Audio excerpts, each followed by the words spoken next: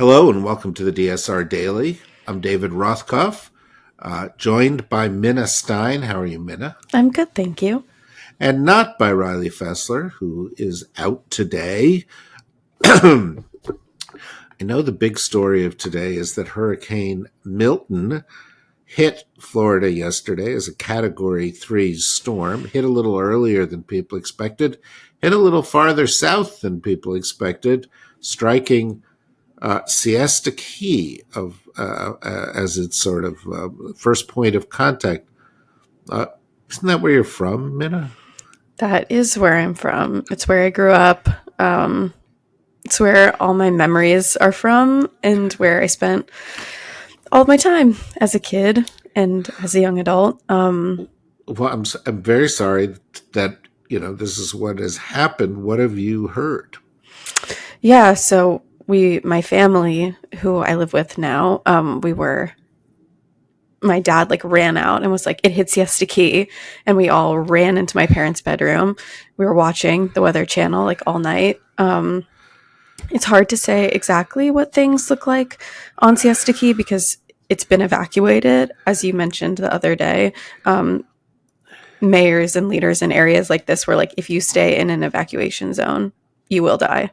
So nobody stayed in areas like this that were going to get hit by a 13-foot storm surge.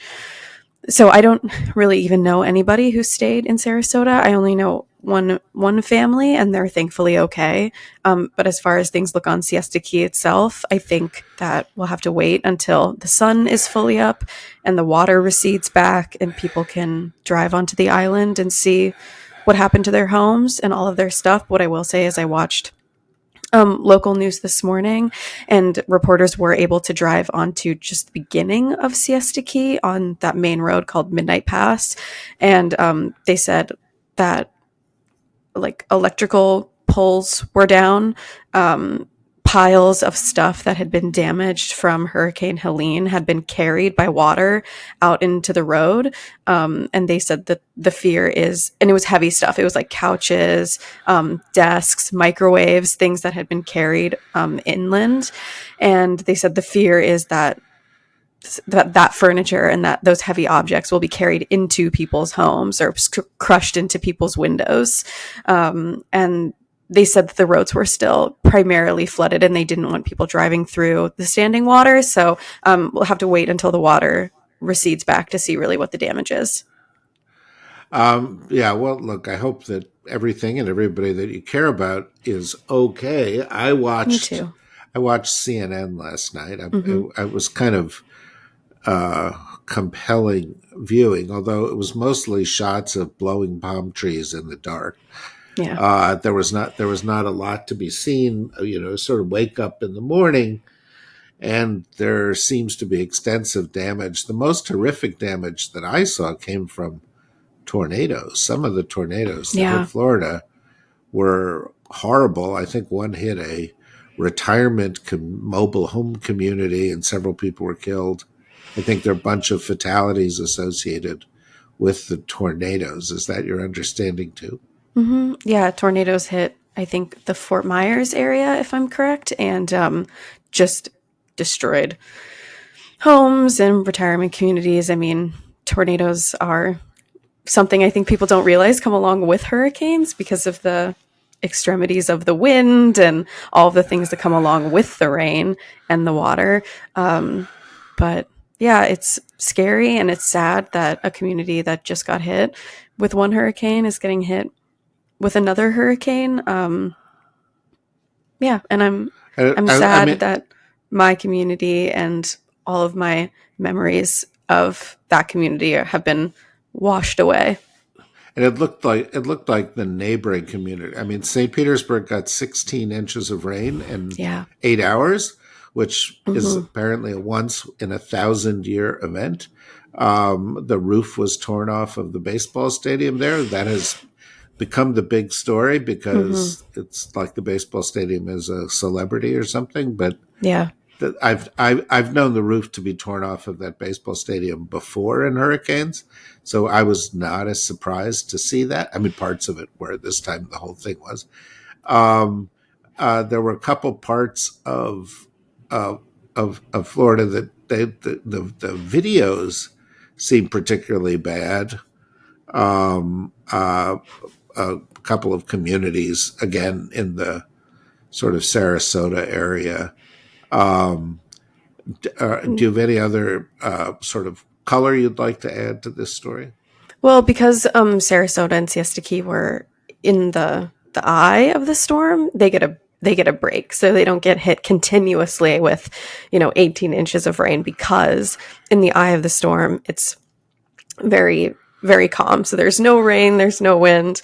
But after the eye is over and the eye moves somewhere else, they get hit with the most intense surge of storm water and high tide. So I'm just anxiously waiting to see what things look like in the light of day. And I hope that everybody is okay. And yeah, I'm just absolutely heartbroken that all of my memories of childhood are just washed away in the storm. So, Well, it's heartbreaking, but I'm glad that people are, got out. They had time to get out and they had time to be safe. And, my heart just breaks for them. I think it's will be interesting to listeners to the degree to which you're willing to talk about it. But it seems to me that you have mentioned in the past that one of the reasons your family left was they're concerned that these things were going to happen more frequently, and that this is not a small problem for Florida. No. If you get 3 hurricanes in a year, particularly on these barrier islands, it's just not a tenable situation. You can't live there. You can't pay the insurance. No. Right. So like you said, I grew up on a barrier island. And so anytime any kind of hurricane passes through that area, you have to leave because, the water hits you first. So, we evacuated, frequently when hurricanes would pass through. But I think what really changed things was Hurricane Irma, which was, I think, in 2018, when I was a senior in high school. And that, at that time, was the biggest hurricane that had come through Florida. It took up the entire state. And we evacuated. We had to go all the way to Atlanta. I know what it's like to be sitting on the road for 6 hours and watching FEMA trucks go past you, and those are the only people who are going into Florida, and you're just waiting, hoping that you make it out of the state in time. It's really scary and it's really hard. And after that happened, my parents kind of saw the writing on the wall, and they were like, this is because of global warming, this is only going to be happening more frequently. The storms are going to get bigger. They're going to get faster. They're going to get more intense. Hurricane season is going to last longer. And they decided that not only do we need to move inland, but we need to get out of Florida. And I feel very fortunate that, my family could leave and take their jobs with them. Not everybody has the ability to do that, but it's tough because, people that I know also got priced out of their homes just because the insurance got so expensive living that close to the beach, and they had to leave their homes as well because they just simply couldn't afford it anymore. Because of the insurance and stuff. Yes, because of the flood insurance. Yes. Yeah. Well, again, I'm sorry about all of this. Why don't we sort of breeze through the other stories that we've got? You'll have to do double duty since Riley's not here. Can do. All right. President Biden criticized former President Trump for spreading lies about the federal government's response to Hurricane Helene, especially as Hurricane Milton approached Florida. He emphasized that misinformation is, quote, un-American, and singled out Marjorie Taylor Greene for her claims about the government control over the weather. Biden assured the public that the government had prepared extensively for the storm, with millions of meals and liters of water staged for distribution. Biden's remarks come as Trump continues to rally his supporters, claiming that Biden's administration's response to the storm has been the worst ever, even comparing it unfavorably to the government's handling of Hurricane Katrina. Biden responded to these claims, urging an end to the misinformation and reaffirming his administration's commitment to disaster relief efforts. It's it's horrific. It's horrific to capitalize on the suffering of people this way. But it doesn't just capitalize on the suffering of people, it compounds the suffering of people. Because if people don't know what is coming their way, or they don't believe the government's helping them in some way, et cetera, then they're not going to take full advantage of the programs that are available to them. This is classic Trump. It's compounded further by the fact that Trump was really bad at this. We all remember Hurricane Maria. We all remember different instances, wildfires in California, COVID, where Trump tried to politicize natural disasters. And several of the people who've worked for Trump, including our friend Olivia Troy, have been out. They've made commercials saying, look, this is a guy who politicized everything. And of course, it's all the more ironic when you think of how he politicized COVID. And yesterday we learned that he actually sent sophisticated advanced COVID testing equipment to Vladimir Putin at a time where Americans couldn't get it.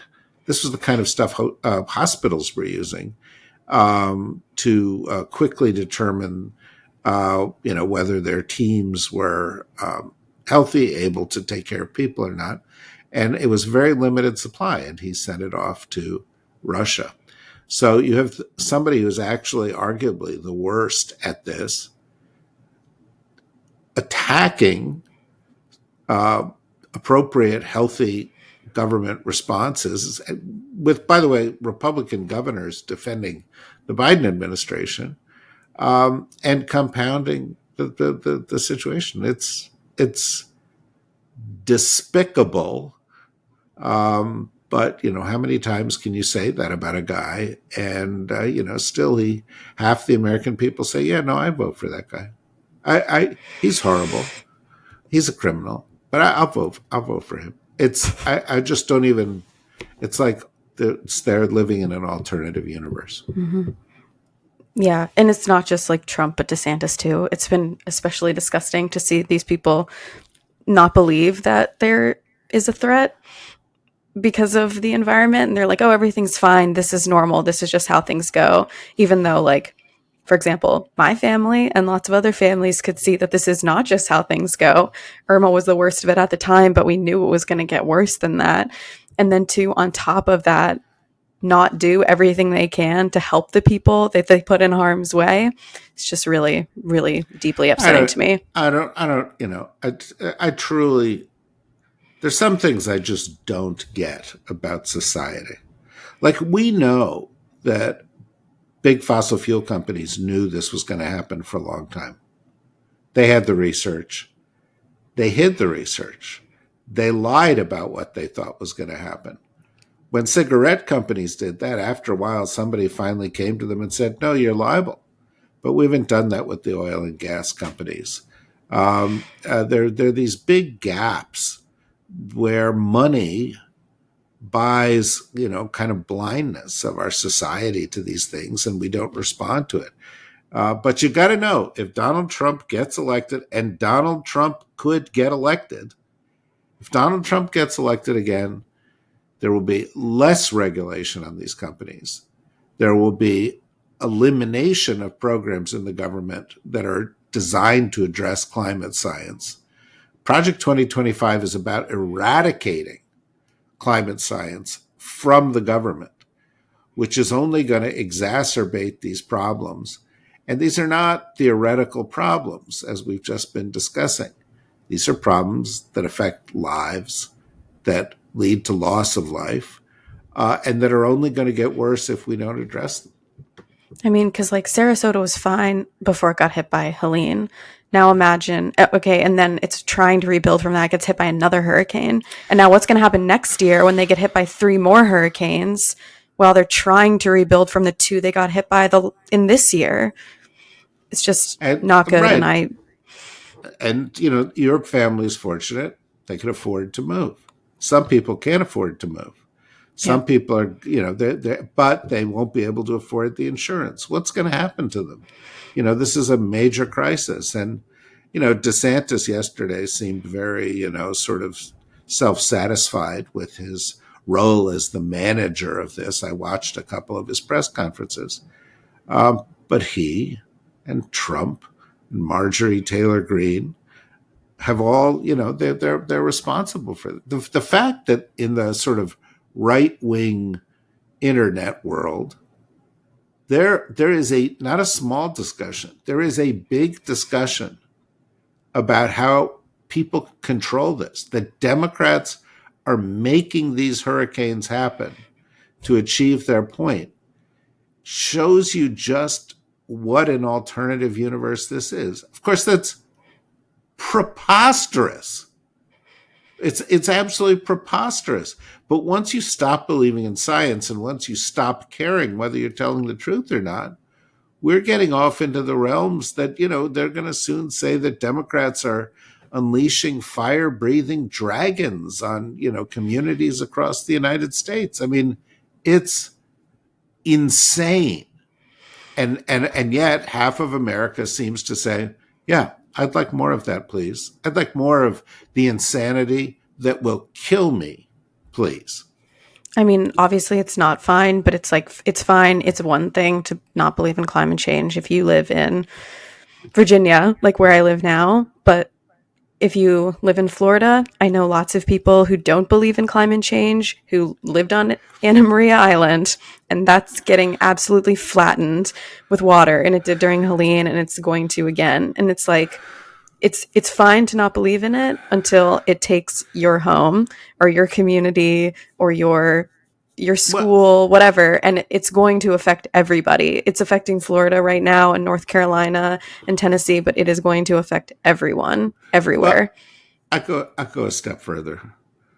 Um, this whole notion that what you believe in is what's important, which is a very American notion, and it's very driven by a certain kind of religious movements and so forth in the United States, is just bullshit.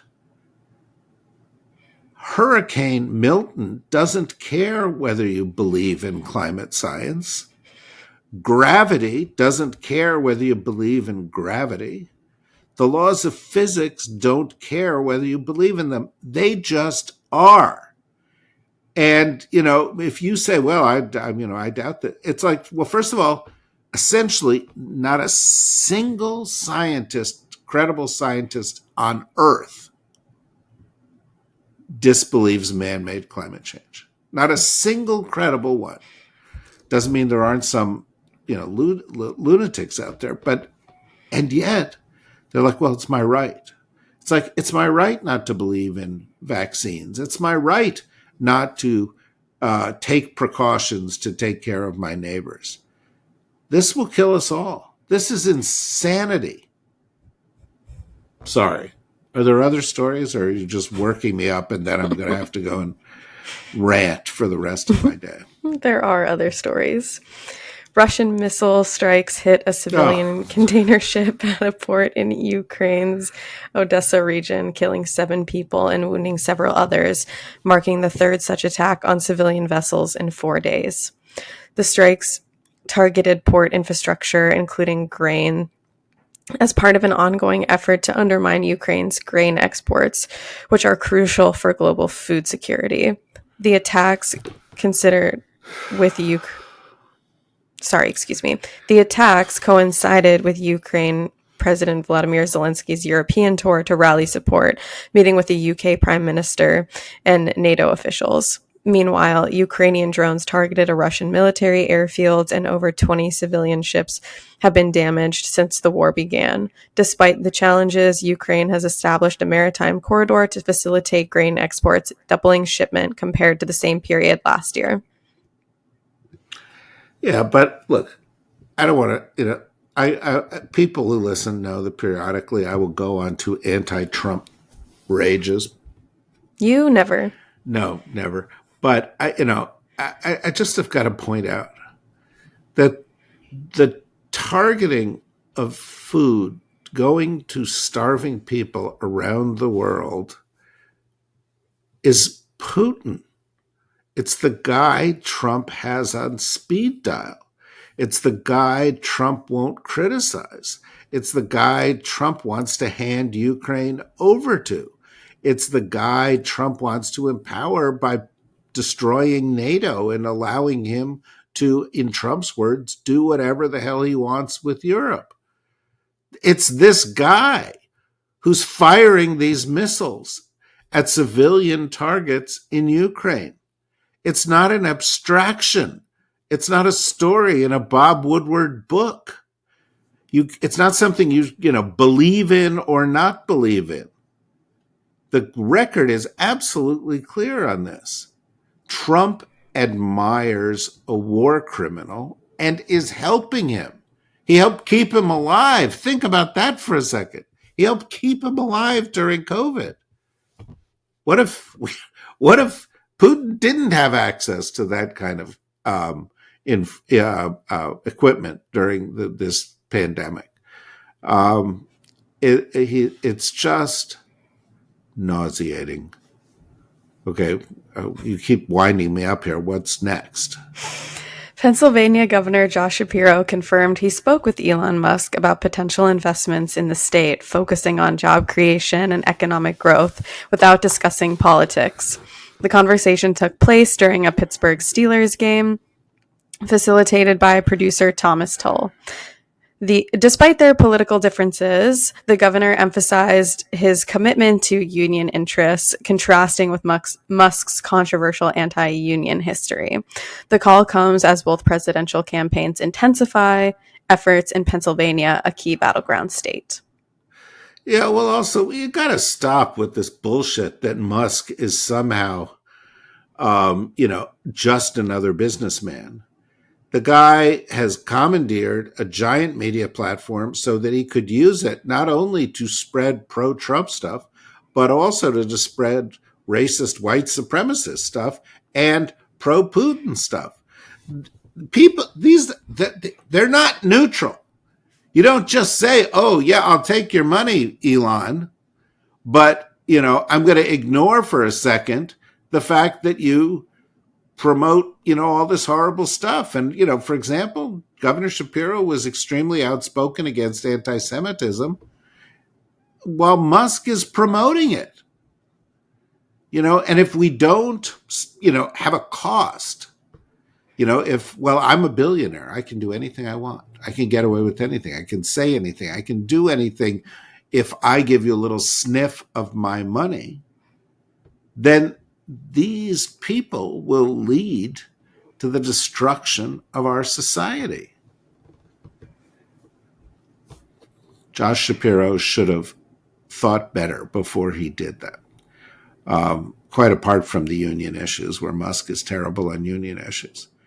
I mean, America's kind of always been like that, though, right? We relied back in the day on people like J.P. Morgan to bail us out. Yeah. Henry Ford, there've been a lot of examples of it, and that doesn't mean it's right. It means we should learn from those experiences, right? Hey, Kavalt. What else? Well, for our final story, to add a glimpse of hope amidst the chaos, since President Joe Biden withdrew from the 2024 presidential race in July, Kamala Harris has gained significant support among suburban and middle-income voters, erasing Donald Trump's earlier advantage in these key demographics, according to Reuters Ipsos analysis. Harris now leads Trump among suburban voters by 6 points and has closed the gap among middle-income households, shifting the dynamic of the closely contested election. While voters continue to prioritize economic concerns, with many seeing Trump as stronger on this issue, Harris has focused on affordability and expanding the middle class. Her gains have energized Democrats, though the outcome will likely hinge on tight battleground states like Arizona, Michigan, and Georgia. Yeah, I mean, great.